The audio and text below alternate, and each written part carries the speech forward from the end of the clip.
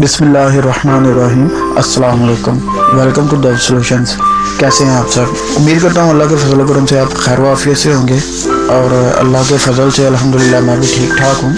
आज की इस वीडियो में हमने तय किया था कि हम जर्नल वाउचर को स्टडी करेंगे। हमारे सॉफ्टवेयर का जो अगला टैग है वो जर्नल वाउचर है। तो इसको स्टार्ट करने से पहले मैं आपको बता दूँ थोड़ा सा कि जर्नल बेसिकली होता क्या है, और ये इसकी आगे मज़ीद टाइप्स भी हैं जो हमारी एप्लीकेशन में भी मुख्तलिफ सूरतों में आएंगे। तो इंशाल्लाह ताला उसको हमें स्टडी तो करना ही है। तो पहले मैं आपको बता दूं कि जर्नल बेसिकली होता क्या है। वो आसान सा सिंप्लीफाइड सा बताता हूँ कि जर्नल आपकी एक बुक होती है, ठीक है। उस बुक के अंदर आपने अपने बिजनेस की तमाम ट्रांजैक्शंस को जो है ना डेट वाइज तारीख के हिसाब से और ट्रांजैक्शन के हिसाब से जो है ना आपने इसमें रिकॉर्ड करना होता है, लिखना होता है या मेंटेन करना होता है। ये हो गया आपका जर्नल। अब जर्नल की भी आगे लेके दो हेड है, ठीक है। वो हेड कौन कौन से हैं? एक तो होता है स्पेशल जर्नल और एक होता है जनरल जर्नल, ठीक है। जनरल जर्नल जो है वो तो एक ही होता है, ठीक है, उसकी कोई टाइप नहीं होती है। लेकिन जो स्पेशल जर्नल होता है उसकी आगे 7-8 किस्में होती हैं, ठीक है। तो मैं पहले स्पेशल जर्नल की किस्में बता देता हूँ। उनको हम स्टडी नहीं करेंगे, लेकिन वो इंशाल्लाह वो नाम से पता चल जाएगा कि उनका क्या मकसद है। तो वो जर्नल कौन कौन से हैं? लाइक कैश बुक हो गया, पैटी कैश बुक हो गया, सेल्स बुक हो गया, सेल्स रिटर्न बुक हो गया, परचेज बुक हो गया, परचेज रिटर्न बुक हो गया, बिल्स रिसीवेबल बुक हो गया, बिल्स पेएबल बुक हो गया। ये सारे जर्नल्स हैं, 7-8 जो मैंने नाम ही हैं, ये सारे स्पेशल जर्नल हैं, ठीक है। जो मेजर हेड है जर्नल का स्पेशल जर्नल, उसके अंडर जो है ना फॉल करते हैं। उसके बाद बारी आ जाती है जनरल जर्नल की, ठीक है। जनरल जर्नल क्या चीज़ होती है? जनरल जर्नल जो होता है वो स्पेशल समझ लगे, स्पेशल जर्नल की तरह भी एक कैटेगरी है। इसमें वो तमाम एंट्रीज़ होती हैं या इसके थ्रू हम वो तमाम एंट्रीज़ रिकॉर्ड करते हैं जो हम दूसरे जर्नल्स की मदद से नहीं कर सकते। मसलन एक आप देख लें कि ओपनिंग एंट्रीज़ हो गई, ये आपके फाइनेंशियल ईयर के स्टार्ट में अकाउंट्स ओपनिंग की एंट्रीज़ होती हैं। उसमें आप बैलेंसेज जो है ना ओपनिंग बैलेंसेज जो है नोट करते हैं। इसके अलावा क्लोजिंग एंट्रीज़ होती हैं, आप क्लोजिंग बैलेंसेज उसमें जो है एंटर करते हैं। ट्रांसफ़र एंट्रीज़ होती हैं कि आपने एक अकाउंट का बैलेंस दूसरे अकाउंट में ट्रांसफ़र अगर करना है तो वो किस तरह करेंगे, उसके लिए आप जो है ना जर्नल का इस्तेमाल करते हैं। इसके बाद आपके पास कंपाउंड एंट्रीज आती हैं कि आपने कोई ऐसी एंट्री करनी है जिसका इफेक्ट 2-3 अकाउंट्स पे इकट्ठा आ रहा है, तो वो आप जर्नल के थ्रू कर सकते हैं। या फिर आपके पास रिवर्सिंग एंट्रीज हैं, ठीक है, वो आप इसके थ्रू कर सकते हैं। मसला अगर आपके अकाउंट में कुछ ऐसा यानी कि दूसरे लफ्ज़ों में कोई गलती रह गई या कोई एरर है कोई, तो वो आप जो है जर्नल के उसको ठीक कर सकते हैं, करेक्ट कर सकते हैं उस एरर को। तो ये सारी चीज़ें जो है ना, ये सारी एंट्रीज 6-7 की किस्म की एंट्रीज है जो आप जर्नल के थ्रू करते हैं। तो इसको अब स्टार्ट करते हैं। अच्छा जी, ये हमारा जो है ना जर्नल वाउचर है। तो इसका मैंने नाम जो है इधर जर्नल एंट्रीज लिख दिया हुआ, ठीक है। तो ये आपका जर्नल है या जर्नल वाउचर है, जो भी आप कह सकते हैं। इसके मुख्तलिफ फॉर्मेट्स होते हैं। तो इसकी जो है ना आप टाइप्स या जो इसकी एंट्री टाइप्स हैं, इसकी टाइप्स या एंट्री टाइप्स हैं या इसके फॉर्मेट है, इसको हम डिटेल से स्टडी करेंगे इंशाल्लाह ताला सेपरेट वीडियो में। तो अभी हम जो है ना एक एंट्री डाल के देखते हैं। उससे पहले मैं आपको बता दूं कि मैंने 2 अकाउंट बनाए थे इसके लिए, वो मैं आपको दिखा देता हूँ। सॉरी, ये मैंने 2 अकाउंट बनाए थे। एक बनाया था मैंने LPG अकाउंट कस्टमर और एक LPG सप्लाई अकाउंट, ठीक है। अब ये जैसे हम ABC XYZ है, ये इसी तरह एक LPG अकाउंट है। और ये समझ लें कि एक ही हमारा क्लाइंट है, उसके साथ हम बिज़नेस कर रहे हैं, उसको कुछ सप्लाईज हम दे रहे हैं, ठीक है, और उससे कुछ हम जो है ना परचेज़ कर रहे हैं, यानी कुछ वो हमको सप्लाई कर रहा है, ठीक है, कुछ रॉ मटेरियल की सूरत में या कुछ भी वटएवर, और हम अपनी कुछ प्रोडक्ट उसको सेल आउट भी कर रहे हैं, ठीक है। ये हमारे 2 अकाउंट बन गए। एक हमारा कस्टमर टाइप का हो गया और एक हमारा जो है ना सप्लाई टाइप का हो गया। ये 2 अकाउंट हो गए। और इन दोनों में मैं आपको एक चीज़ बता दूँ, ये देखें कस्टमर का मैंने ओपनिंग डाला हुआ है 35,000 और इसी तरह जो हमारा सप्लायर है उसका मैंने डाला हुआ 50,000, यानी कस्टमर से हमने 35,000 लेना है और सप्लायर को हमने 50,000 अभी पे करना है। ठीक है, तो ये मैंने इसलिए इस तरह किया कि हम इसमें जो जनरल वाउचर है उसकी मुख्तलिफ टाइप्स हैं उसको स्टडी कर सकें।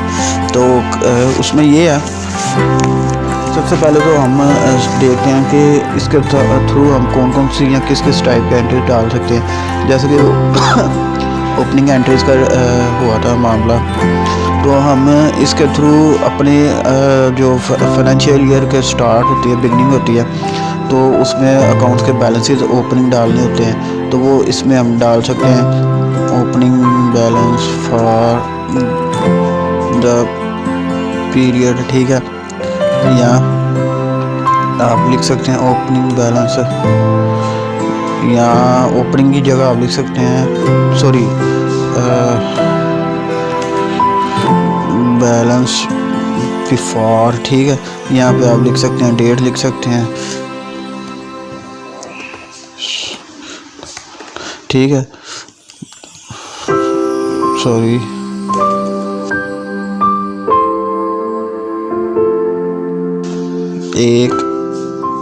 101। ठीक है, यहाँ से आप डेट इसकी सेट करें।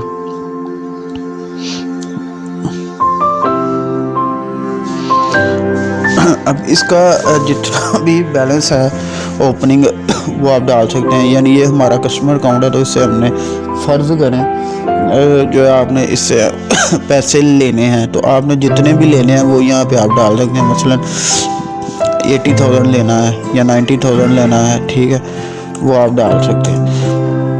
उसके बाद आप अब जो है दूसरा अकाउंट बनाएंगे, तो ये तो अब यहाँ पे एक चीज़ आ जाती है कि ये मैंने इसका डाल दिया बैलेंस, ओपनिंग बैलेंस, तो इसका जो वो है दूसरा अकाउंट जो है डबल एंट्री के रूल से दूसरा अकाउंट कौन सा क्रेडिट होगा, तो उसके लिए जो है वो आपका प्रॉपर चार्ट ऑफ अकाउंट होता है, उसमें कैपिटल होता है, उसमें आपके जो एसेट्स होते हैं या पेएबल रिसीवेबल होते हैं टोटल, तो उसमें वो सारे अकाउंट्स जो है ना आपके मैनेज होते हैं, और एंड पे जाके आपका जो है ना डबल एंट्री सिस्टम के रूल से जो आपके टोटल डेबिट और क्रेडिट होता है ना वो जो मेंटेन हो जाता है। ठीक है, तो ये एक लदा इशू है, मैटर है, इसको हम लदा से स्टडी करेंगे। फॉर द टाइम बिंग ये है कि आप इसके थ्रू अपना ओपनिंग बैलेंस डाल सकते हैं और उसको आप अपने कैपिटल अकाउंट में भी ऐड कर सकते हैं, यानी ये हमारा कैपिटल अकाउंट है, तो इसमें आप जो है ना क्रेडिट कर दें। ठीक है, लेकिन इसको हम नहीं करते। आप देखते हैं कि अब ये एलपीजी अकाउंट है सप्लाई वाला। ठीक है, इसको भी हम इसी तरह लिख देते हैं बैलेंस बिफोर। ठीक है, साथ में वही डेट आ जाएगी 01।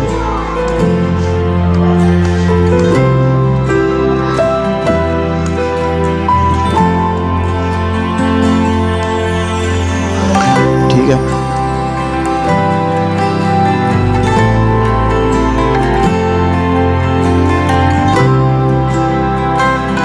अब देखिए यहाँ पे आपका जो है ना टोटल डेबिट और टोटल क्रेडिट सेम हो गया, डिफरेंस हमारा 0 है। इसका मतलब है कि ये वाउचर ऐड हो सकता है, और ये हमारे समझ लगे ओपनिंग हो गया। ये वो ओपनिंग है जो आप इधर अकाउंटिंग फॉर्म में अकाउंट ओपनिंग के वक्त नहीं डालते, आप यहाँ से भी डाल सकते हैं। नंबर 1। नंबर 2, आप ये इसको ये भी अज्यूम कर सकते हैं कि ये आपके जब आप कोई नया फाइनेंशियल ईयर स्टार्ट कर रहे हैं, ठीक है, तो उस वक्त भी आप जो है ना यहाँ पे ओपनिंग बैलेंसेस इसके अकाउंट्स के डाल सकते हैं। इसी तरह क्लोजिंग जो बैलेंस क्लोजिंग पीरियड होता है, क्लोजिंग टाइम होता है, उस वक्त भी आप इनके बैलेंसेस एक अकाउंट से दूसरे अकाउंट में शिफ्ट करने होते हैं, इसके थ्रू कर सकते हैं। ठीक है, एक तो ये मामला हो गया, इसको मैं ऐड करता हूँ और ये देखें ऐड हो गया। अब एक और चीज़ आ गई वो चीज़ ये है कि ट्रांसफ़र एंट्रीज़ क्या होती हैं। ट्रांसफ़र एंट्रीज़ भी इसी तरह होती हैं कि हमने कस्टमर अकाउंट है और कस्टमर अकाउंट से हमने पैसे लेने थे, 35,000 हमने डाला था, तो इसको अब हम सेटलमेंट कर रहे हैं, क्लोजिंग पीरियड चल रहा है, अकाउंट सेटल हो रहा है, तो हम ये जो हमारा एलपीजी क्लाइंट है इसके साथ सेटलमेंट कर रहे हैं। तो वो किस तरह करते हैं हम, क्योंकि उसने कैश तो हमें देना नहीं है, ना कोई चेक देना है, ना कोई हमने सेल परचेज़ करनी है, अभी हम उसको क्लोज़ कर रहे हैं। ठीक है, तो वो किस तरह होगी, वो इस तरह होगी कि हम लिखेंगे यहाँ पे, या कुछ भी लिख सकते हैं अपने हिसाब से, तो ये हम इसका बैलेंस उस अकाउंट में ट्रांसफ़र कर देंगे। तो आपको एक ट्रांसफ़र एंट्री टाइप भी स्टडी किया था, तो ये ट्रांसफ़र हो जाएगा। कैसे होगा? अमाउंट ट्रांसफर्ड, ठीक है, स्पेलिंग मिस्टेक चेक कर लीजिएगा आप अगर है तो।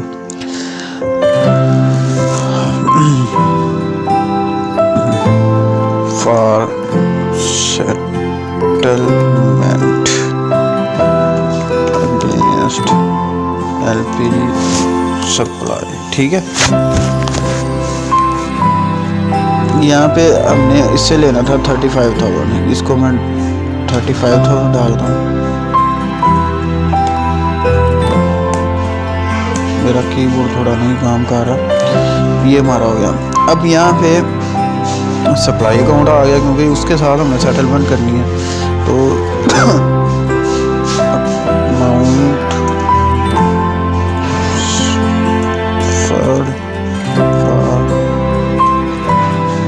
सेटलमेंट एलपीजी अकाउंट कस्टमर, ठीक है।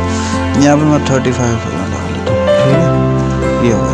अब इससे होगा क्या? इससे ये होगा कि जो हमारा ये अकाउंट है, कस्टमर अकाउंट है, ठीक है, इसमें जो 35,000 था वो क्रेडिट हो जाएगा, और क्रेडिट होने की सूरत में वो हमारा अकाउंट जो है वो नील हो जाएगा, 0 हो जाएगा। और जो एलपीजी सप्लाई अकाउंट है उसमें हमने 50,000 उसका देना था, तो वो 50,000 क्रेडिट था, और ये जाके वहाँ पे जब डेबिट होगा तो वहाँ पे हमारा 15,000 जो है, 15,000 जो है वो पेएबल बकाया रह जाएगा, ठीक है। ये एक मामला हो गया।